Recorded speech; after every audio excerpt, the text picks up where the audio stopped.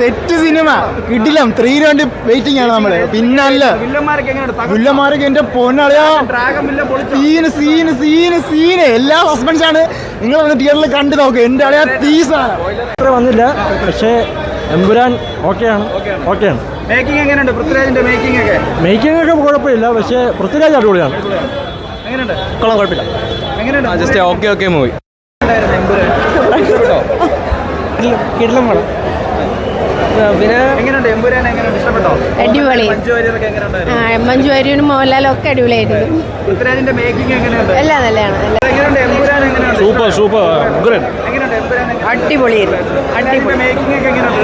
Direction ഒക്കെ എല്ലാം അടിപൊളിയാണ്. ഹൈപ്പ് പോലെ തന്നെ പടം അടിപൊളിയാണ്. എമ്പുരാൻ എങ്ങനെയുണ്ട്? എനിക്ക് ഇഷ്ടപ്പെട്ടു കേട്ടോ. It's A good movie and cinematography ഒരു രക്ഷയില്ല. ആൻഡ് കാസ്റ്റിങ്ങും ഒക്കെ നന്നായിട്ടുണ്ടായിരുന്നു. ആൻഡ് ഇത്രയും ഒരു ഹേറ്റ് ക്യാമ്പയിൻ പോലെ എനിക്ക് ഫീൽ ചെയ്തില്ല. എനിക്ക് തോന്നുന്നതെന്ന് പറഞ്ഞാൽ ഇത് കൂടുതൽ ഹോളിവുഡ് രീതിയിൽ മേക്ക് ചെയ്തേക്കുന്ന മൂവിയാണ്. അപ്പോൾ അതിനനുസരിച്ചുള്ളൊരു തിയേറ്ററിൽ വന്നിട്ട് ആ മൂവി കാണണം. ഓഡി 1 ഐ തിങ്ക് അതിൻ്റെ ഒരു സെൻട്രൽ സീറ്റിൽ എനിക്ക് കിട്ടി ഫോർച്യുനേറ്റ്ലി. ആൻഡ് അതൊരു നല്ല വാച്ചിങ് എക്സ്പീരിയൻസ് ആയിരുന്നു.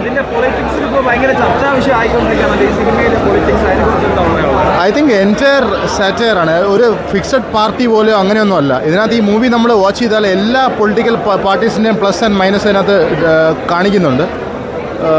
എനിക്ക് വേറെ പ്രത്യേകിച്ചൊന്നും ഫീൽ ചെയ്തിട്ടില്ല. Thank you. ഓവറോൾ മൂവി ഗുഡാണ്. എനിക്ക് ഇഷ്ടപ്പെട്ടു.